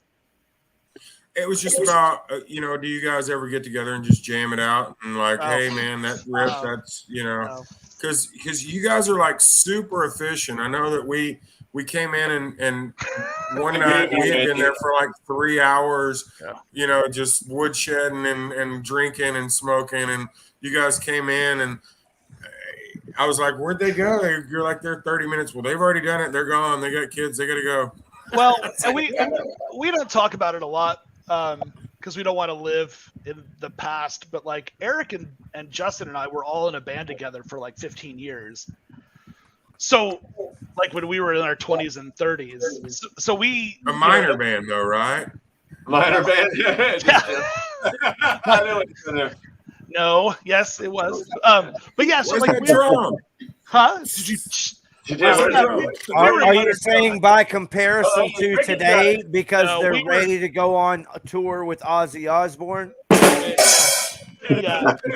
No, we wrote a bunch of songs and we played Deep Ellum and we had like regular gigs and stuff. But Eric and Justin and I have a lot of miles together as a just three guys that all play in a band, just play music. And so they're, like we didn't have to figure out how to work with each other for Warhog. It was like, are we doing the exact same thing we did 20 years ago? Good. All right, learn your shit, show up to band practice. Let's do this for an hour, then let's get the fuck out of here. So that's kind of, and luckily Ben, our drummer, is like the guy that does his homework and he's real open to just kind of like, oh, okay, this is how the song goes. I'll do what I want. We'll make it happen. And he's like, just wants to make the music sound as good as it can. And so, yeah, we just kind of like, all right, let's hit it and get this done. Like, we're not fucking flying to Mars. We're just rocking and rolling and drinking some beers. Like, this is not. So Ricky, you asked, the name of that band was Minor Joe. So that's Minor where Joe. That's where that joke came from. And that's where I was looking. So yeah, it was a minor band. We were a speed metal punk band. I just remember, I think VeiN just did a Minor Joe gig many like 8 years ago, maybe. That was 2013. That was 10 years ago. Oh my God, yeah. I wasn't joking when I said that you're ready to go on the Ozfest tour. Oh, I appreciate that. I would love to. That'd be awesome. Yeah, you know what's funny about that show? We had a bass player who played his one only show that time with us, and then I had to fire him. And when you get fired from a band, it doesn't do anything. Yeah, it's just getting shown to practice. Come on, dude. So is VeiN. VeiN's ready to go on the Ozfest tour. 100%. So here it is, Sharon. We got two bands ready to go on the Ozfest tour. That's right. We'll now, tell me, besides the bands that we have represented here tonight, are there any local bands that you feel we should shine a spotlight on over here at Blow Your Brains Out? Perceived. Yes. Perceived. Yeah. Last of the Sane. Yeah. Yep. Mirror is pretty good. Awaken to Remember. Those are all good guys. Yeah. Last of the Sane is a band that we will definitely be hearing from here on Blow Your Brains. Let me know. I actually wore one of those shirts in public the other day. I was a little embarrassed about it. Here's another one right here. Hedonistic Punk Vatos. We got to have these guys. Dude, I want to hear that band. I love that band. Hey, they just did a Dead Dog Barn, Behind the Red Car this past weekend. Nice. There you go, everybody. Good shout out. I know that's hot in the pan. Hey, Jeff. Hey, Ben and guys. Or David, I want to give you a song title since we don't do punk, but y'all can. Lux, Bucks, and Fucks. I'm out of all of them. Write it down. That sounds like a Dave. That's a Dave thing right there for sure. Yeah, I'm already working it over right here. If they don't take it, Dank will totally take that one. How about that Yeah, one? Get off my ass. Get on my dick. Dank. Yeah, Dank will totally take that if it's not taken. How about that Dank movie out there? Whoop whoop. Oh, yeah, that's right. This one? You mean Dank Hits? I mean, Dank Hit This? No, dude, the Dank movie, it's definitely getting a lot more traction than I expected it to. Very That's nice. Well, if it's not too late, everybody should like turn off the show right now and head on out to Maxine's tonight. Oh, whiskey dick. Shit, yeah. Well, I'm sure. You can I'm head pretty out sure they're to, done playing by now. You can head out to Arlington this Friday and see Whiskey Dick at Stumpy's. I mean, I'm seeing a lot of dick references here. Can I throw in another dick reference? If anyone comes to our show this weekend, come up to me and I'll give you one of my dick pics. Boom. He has Well, white with and an black. offer like that, how can someone possibly refuse? There it is. You mean this show right here, Ridgely Room? VeiN at Ridgely Room. Yeah, Ridgely Room. Logie. Hey, Hef, do you have an idea what time y'all go on? I know exactly what time we go on, but you need to be there when the doors open and stay late. All right, and so you're at Ridgely Room. That means there's like a outdoor, like patio out back, right? You're thinking growl, but no, not the Ridgely Room. We will be packed in the room. It's connected to the Ridgely Theater. Yeah, it's all in the That has same some building. issues. Yeah. So, Is there ever a party out back over there? I don't think so. Not that I know Not of. the few times we played there recently, but I'm not saying one couldn't start. Other than the bands. I'm willing to messing start one up. I mean, if you help me load up a trailer. So, I remember, we hung out with David Allen Coe out back one time, and it was really difficult because we were all cigarette smokers, and he had an oxygen tank, so we couldn't actually be anywhere near him. But that was an interesting, conversation right there. Yeah, what was that conversation, Dave Jarvis? That sounds like a good one. I think he sounded something like this. Hey, I gotta go on stage. Like, all right, man. God bless you. Good times. Did his nephew show up? His famous nephew from Fort Worth? You mean the Pimpedelic guy? Yeah, that one. I didn't see him, but if I had, we probably would have talked. Take notes from him. I know. Goddamn. I say funny jokes in the jam room all the time, and never does Hunter give me that. I never give it to him. Never. I can't think allow he doesn't know how to play it, to be honest with you. It just makes you try harder. Maybe some lessons. Yeah. My jokes are funny, damn it. Some go, whoop. Hey, man, you communicate with what you got, have a good time. 100%. Hey, Ricky, can I ask my question before we get to the concert calendar? Yeah, sure. I have no idea what time it is. It is 10:41, everyone. That's right. So I asked this of all of our guests, and I would love to ask this of all of y'all. Starting from the top and working our way down, how do you want to be remembered? Randy. Man, that I was a good friend. Nice. Ariel. I remember you as a very good friend. I love you, Randy Roy. Thank you for I don't putting all this actually. together, I feel brother. like I should change my answer now. That was so sincere. Oh no, you know her answer. I'll Well, answer my for answer, you, yeah. but I want to hear it again. To be the best damn female vocalist you've ever heard. Love that. Cheers. Very good. VeiN. Both y'all. I would say to be badass and remembered as somebody that was kind. Just remember our music. That our music touched you. I want to be the music that touched you. And I'm talking in that special way. Yeah. Relentlessly. Very good. Deep Scott. within my heartstrings. Just that I did the most with what I had. Very good. Jose. Probably be remembered as a trustful person. Hell yeah. Russell? I thought, what was that word again? Trustful. Oh, trustful. I Yeah, thought man. it was a Spanish word. I was like, I didn't catch that. What was that? That lovely Jeff. accent. I would say as a good musician, good artist, good friend would probably be it. Very good. And finally, Dave. Man, I think maybe like I mean, everybody's saying good friend, and I guess that's what everybody wants to be. So I guess count me in that. But like maybe you know, somebody who made you laugh or something. You know, we had good memories together. You know, remember me fondly. You know, like that. How fondly? Not very fondly. I mean.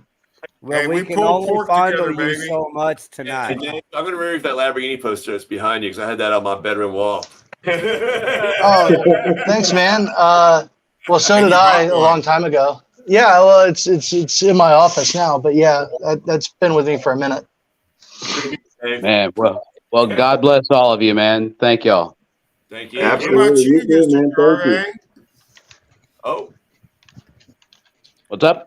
Randy had a What question. about you, Mr. Jarvis? What would you like to be remembered for?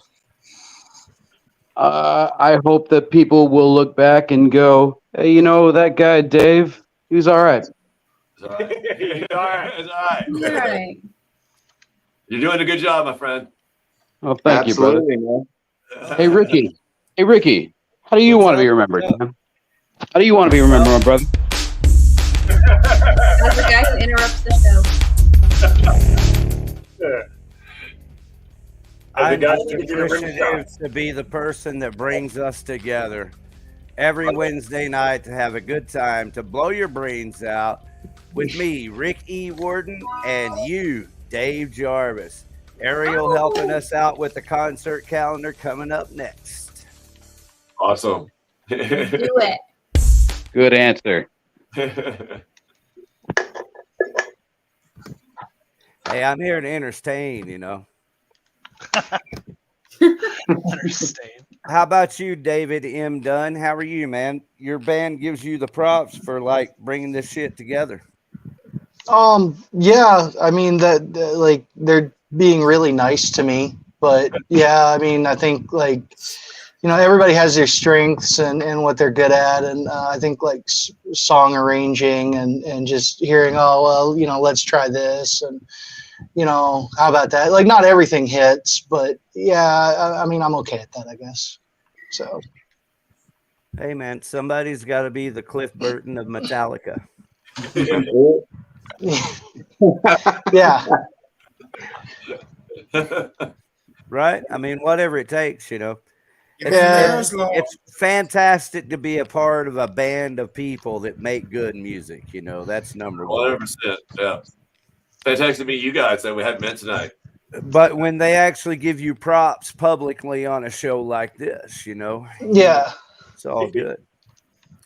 Hey, VeiN, in parting, we're going to do the concert calendar. It's going to take us about 15 minutes to get through it. We're not saying goodbye to anyone unless you want to say goodbye. How is everybody tonight? Y'all want to join us for the concert calendar? Yes or no? Absolutely. I'm going to jump off. I'll catch you guys on the next one. Hey, Scott, thank you for joining us, bro. Hi, Scott. We're looking forward to seeing you at this show right here, VeiN and Warhog at Growl Records Division Brewery, Saturday, June 24th. 24th. It's gonna be a gnarly time. We'll see there you it out is. there.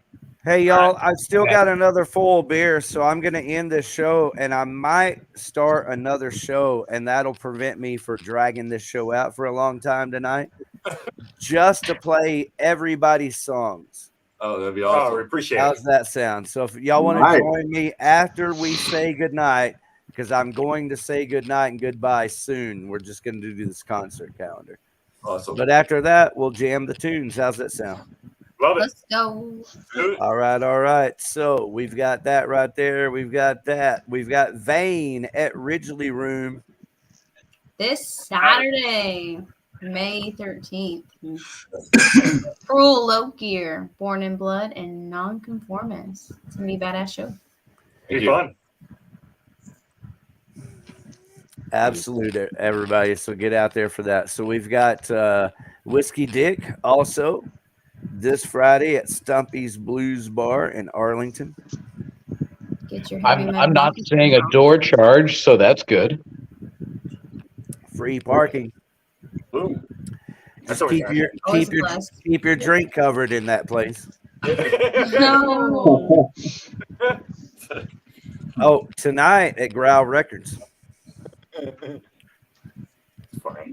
How about this? Freeze, sucker. Freeze, sucker. May 27th at Growl. Yeah, that's a couple of weeks. Argonaut. And then we've got this show coming up with the Argonaut. Everybody tune back in on May the 31st to listen to the Argonaut. And you guys join us too. We'll all have a good time like this again. Is that Aska? Goddamn right. It's Yeah. Aska. Oh, thank you, Randy Roy.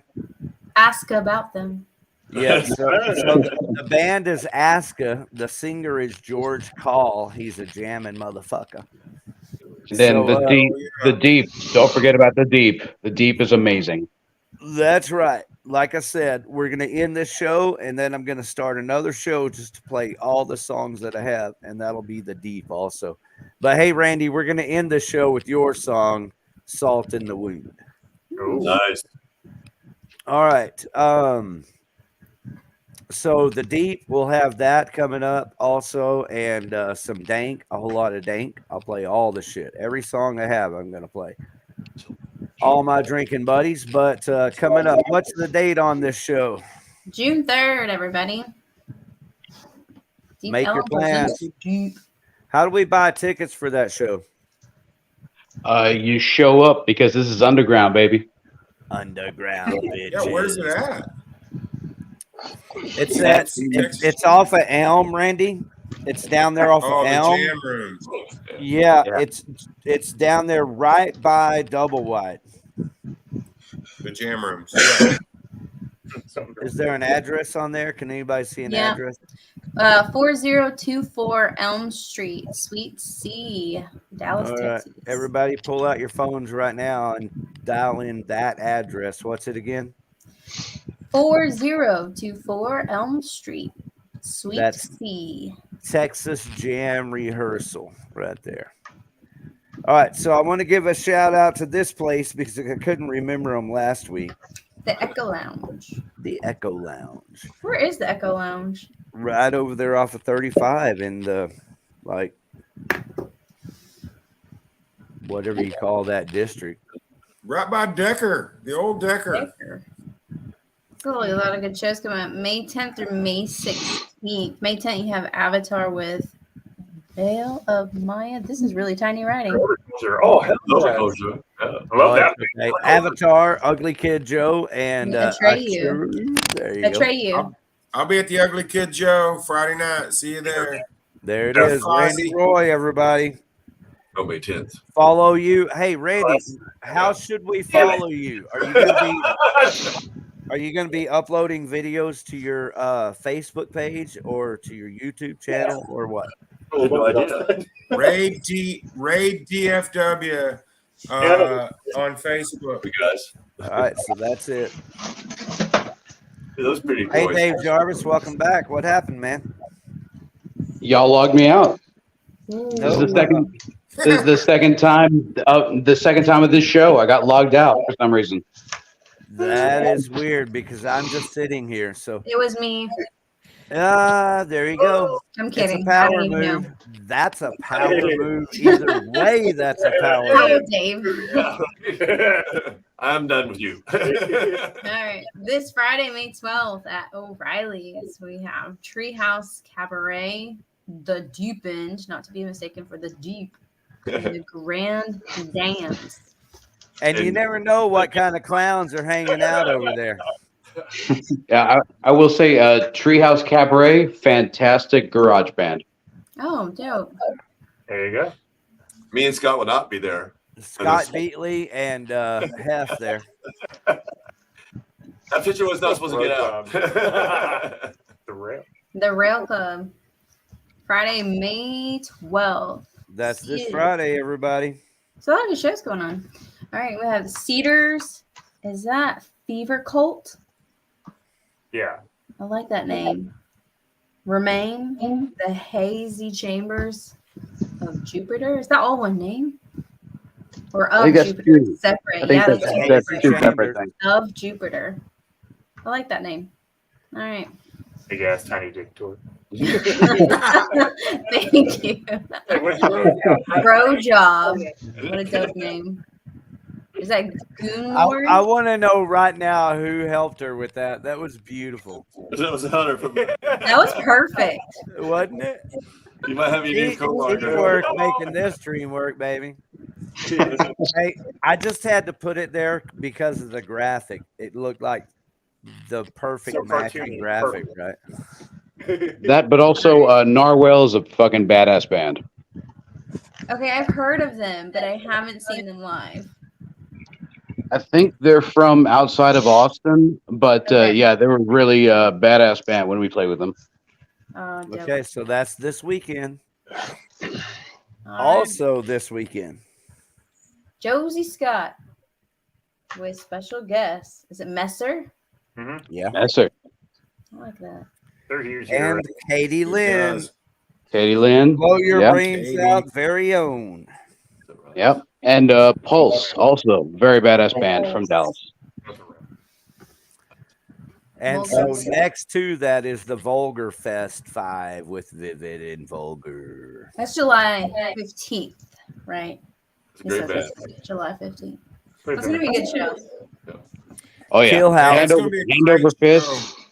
Hand Over Fist is fucking amazing. And I Hate is also badass. Bolt Neck Band. Check them out. So Lacerated Within, I know the lead guitarist in that band, and they're a brand new band. This is going to be their debut show day. So I'm pretty excited about that. I'm gonna try really hard to make that show. Kick ass. Hey, everybody get out and see that show. Armando, the guy she's talking about, supports music. He's at every show, that I'm at. And every show. It's his first show. Yo, They're Armando. young, they're hungry, and I think we should go support them. Mm-hmm. Randy Roy has spoken. All right, so that's it. Creeper also, everybody listen, Creeper will be right here with us next Wednesday night. Blow Your Brains Out, featuring Creeper, Edge of Insanity, and multiple other crazy fuckers like us having a good time for 2 or more hours. Also, Matt Louderback from Metal Fest, San Antonio, Swarm, Isle of Belial, Bloodied. Friday, May 19th at the Roastery. Dude, Bloodied, that is Jermaine. Used to be from Decibel. He is fantastic. It's like heavy metal techno. It's really cool. I was gonna say, like, he's a DJ, I think, right? Kind of thing. Yes, but he's not like your normal DJ. He's something else. Yeah, we played with him at Killer Tacos, many moons ago. It was awesome. It was cool. He has like a whole get up. It's cool. If Dave Jarvis says it's fucking cool, then it's fucking cool. Yeah, he plays with sounds all goddamn day, every day, right, Dave Jarvis? Yes, sir. Twice on Sunday. All right, so here we are. We got Ridgely here. We're pumping this up. Who's next? The Ridgely Room again, Saturday, June 17th. Malice in Eden. In Search of Sight. How about that? In Search of Sight. I saw them open for Overkill. I saw In Search of Sight open for Overkill, and they were fucking amazing. They actually do a metal version of the theme song for Squidbillies, and actually got that song on the show. Isn't that fucking killer? That's cool. Slow row. Slow row, everybody. Infinity VeiN again. Yep. Josh Miller and Dunster. I like All that. right, so that's Ridgely there. Now moving along to Mavericks. Mavericks. Antisocial Battery. This isn't the first time I've heard them. This is this weekend. The 10th is Friday. Doors at 7. That's tonight. The 10th is tonight. Yeah. June 10th. June 10th. It's June. All right, so then flip over to the other. We got Scum Scuns. That's the main reason I put that up. We have another Stone Breed flyer here. May 31st. Red, white, and blue tour. Mavericks. Stonebreed is a fantastic hair metal band for the modern age. Oh, they're pretty dope. So Scum Scuns is on that show. Scum Scuns, they're old school, man. Grain and us and them used to play all the time. Good band. All right, so this weekend, May the 12th. Where is this one? And it's Mavericks too. Is it Zativa Kid? Yeah, Sativa Kid. Right. Fucking amazing. Hell yeah. All right. The Dangerous Experiment. Sushia Lancaster. And then another one to be tuned. That's this Friday. Hey, This if Friday, Jerry, yes. if Jerry Warden invites you, you're doing pretty good. Your life is okay in this heavy metal world. Just putting that out there. And then on May the what? May the 12th. Got Kicking Fences. While you're there, you can pick up some of that kick-ass barbecue, so you don't have to get in a rush to get there to like eat and shit. I meant to eat on the way. There you go. That looks good. Yeah, it's gonna cost you. You know, it's like $10-12, something like that for a half pound. So, I had one of their burgers like a few months ago. It was pretty good. That's sliced brisket, man. You can't go anywhere and get kick-ass sliced brisket for less than that. All right, so this you got to pull some favors. Pull support. All right, so this is the show that I went to, man. I don't get to go out that often, but I'm going to be going out more often, and that will include this dank show coming up. God, I hope. And also the show at Growl with VeiN and Warhog. But anyway, went out to see Tyrannical Deception, and there's a video on Outlaw Video TV channel if anybody wants to go over and check it out. But hey Ricky, were you able to see? Were you able to see Gutter Side? Yeah, They were pretty badass. Did you see the video? I did not see the video, but I have seen many videos of theirs before, and yeah, they seem badass. We have a video, a live video on this channel of the Gutter Side. It was crazy, man. They had a pig and like a bunch of knives and blood and stuff everywhere. It was really cool. Yeah, they're called Gutter Side. I like the bottom of this flyer. It's like horror, death, punk. Nice. Yeah, that's awesome. Hey, man, I'll tell you what. This is what I got from Gutter Side more than anything else. So since you brought it up, I'll share it. It's that they have a drum machine, and they program their shit, and two guitarists sit there and play, and fucking one sings, you know? I don't care what you do to have to do what you do. Just fucking do it. They did that. Well, all right, so hey, if they're we're playing over good music, Mola. that's all I care about. You know, do your thing, man. Do what you do. I had a good time with those guys, man. I had a kick-ass time at Gutter Side, everybody. Good. Very Goddamn good. right I did. Yeah. But I also had a great time with Tyrannical Deception, and I'm looking forward to having them on the show. They'll be on sometime in June. Fuck yeah. All right, so the Methanks and the Dang It, Jeff Shatterly, Bad Habits. May 13th at Lola's. Sniff glue, fuck you, rock and roll, smackaroo. That is Saturday. That is this Saturday. This Saturday, yes. All right. I'm very excited about this show. You know why? Creeper! Creeper's going to be here. Blow your brains out next Wednesday. Every Wednesday, right here. Blow your brains out. Creeper. 9 p.m. to 11. Within Chaos. Yeah. Within Chaos, great band. I can't tell y'all how excited I am to have Jimmy Fritz and Tex here next week. It's going to be so much fucking fun. Not that we're not having, the same amount of fun here tonight, because we are. Swell time. Yeah, man. It's going to be a good deal. So they're going to be promoting this show within Chaos.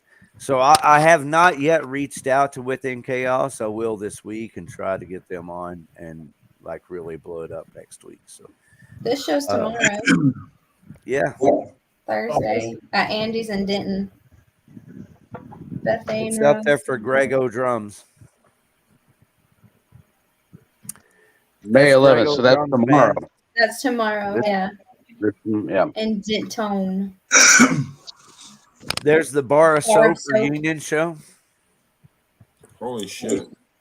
Saturday, June 10th. Put it on your calendars. Confetti. And Ace Freely there. All right. Also, next week, join us, All Things Metal. May 20th. That show's coming up soon. Well, they'll be on the show next week. These guys. Hey, we need to have Hand Over Fist on next week. But Edge of Insanity will be on next week, and they're the people behind All Things Metal, and they're here for the Metal Fest also with Creeper, so it's going to be a good time. All right, so this is the off shit I'm getting into here. Oh, wait, this isn't off. This is metal. One is this weekend. Yeah. Ultimate Metal Fest. Big deal right here. That's a big one. That's a lot of names. 2 days. 2 days. If you do not already have plans and you're into all day fucking metal festivals, this is it. All right. So, the Argonaut, if you are a fan of theatrical groove metal, you will enjoy them. If you're a fan of hardcore northeastern punk, you'll love Electric Vengeance. If you're a fan of Judas Priest, and I know Ricky is, you will love Metonic.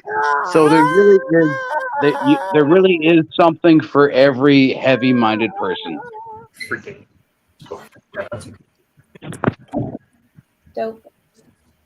all right, so there it is. This is this weekend also at Haltom Theater. Just going through that. This is next weekend. We got some wrestling over there at Haltom Theater. Got some death metal coming up. More death metal at Haltom Theater. That's in June, so we'll have plenty of time to promote that show. May I just thank right quick. May I just thank Chemicost for creating a logo that I can read. I really appreciate that. We're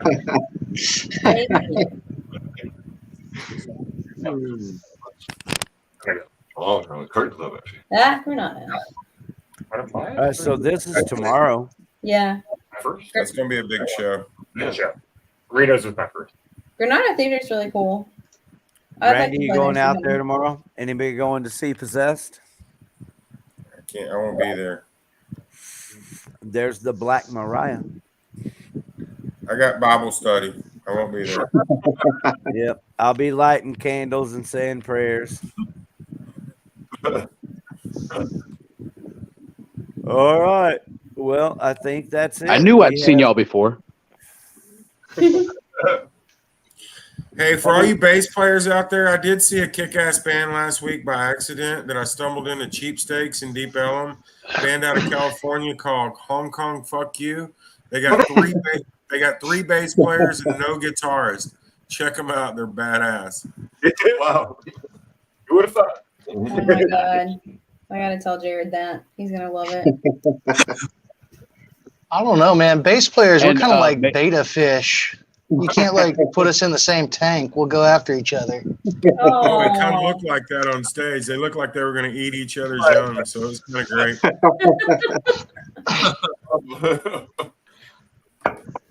And let me just throw out a quick promo. Sometime in June, we are having the author Dan Franklin, who wrote the book Heavy, and we are so stoked to have him on the show. He will be broadcasting live from the United Kingdom, 6 hours away. So we really appreciate him coming on the show here in a few weeks. So that I'm really excited about.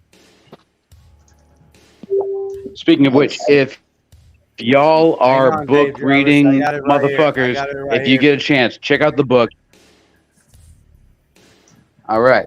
Yeah, the book is called Heavy, The Way Metal Changes the Way We See the World. It is one of the most amazing books I've ever read. And, you know, not to toot my own horn, but I read a lot. But this is an amazing book that breaks down metal in a way that you never realized how important what we do is. I really suggest that all of y'all get a chance to read it. Cool. And join us. All of you are welcome on the panel, in the chats. Participate. You're at home here. June 14th with author Dan Franklin, all the way from, where is he at? Is he in like the Netherlands? He's from England. He will be coming to us. So they're 6 hours away. So it'll be 9 o'clock our time. It'll be 3 a.m. his time. So wow, you know, he's saving up. He's saving up sleep for that one. I think that's a red eye. All right. All right, and so with that, I want to thank everyone for joining us tonight. Really, it's the coolest thing to have VeiN with us tonight. Thank you for having us. And it's the most amazing thing for me to have Blood of His Rival here with us. Hey, thanks for having us, man. We appreciate it. Blood of His Rival hanging out to the end. Thank you. Thank you. Oh, we appreciate it. Yeah, you guys come back on for a special guest anytime. We're completely open in June, except for the 14th. Okay. Absolutely, man. Yeah. All right, we so want we're to gonna promote end you. this show with some raid. Well, and have a good time together with you, man. I've had a good time. Have you guys had a good time tonight? Hell yeah. Absolutely, man. I don't know if you heard me. I said, did you all have a good time tonight? Yes, sir. Hell yeah. All right, we do this shit every Wednesday night, man. We have a good time lifting each other up. Do it. We bring you the stuff that K and a Win can't. Well, you know, if we're going to be honest about it, no one else can. I'm just giving them a point of reference. All right, calm down. They are covered with censored on Facebook, by the way, for the fire. So, woohoo! Oh, yeah. Fire equals bad. Fire. Equals fun.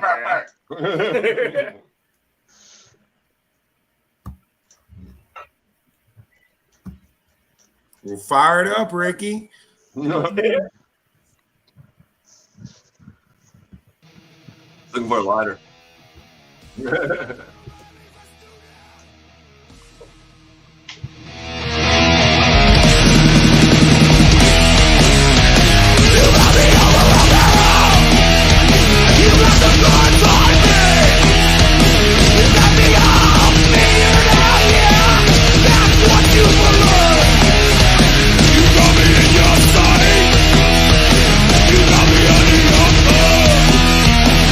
got it locked and loaded.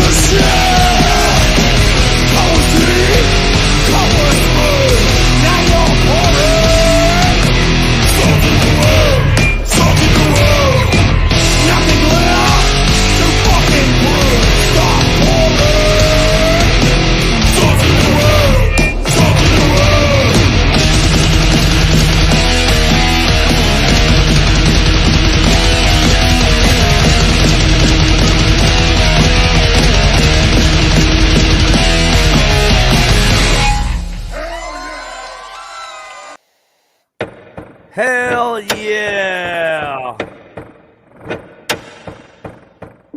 Thank you, everyone, tonight for joining us. Blow your brains out with me, Ricky Warden, and our host, Dave Jarvis, every Wednesday night, 9 p.m.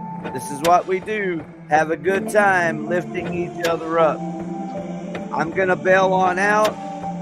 On the other side, I'm going to play every song that I have. If you have a song, email it to me at OutlawVideoTV.com. Take care of yourselves and each other.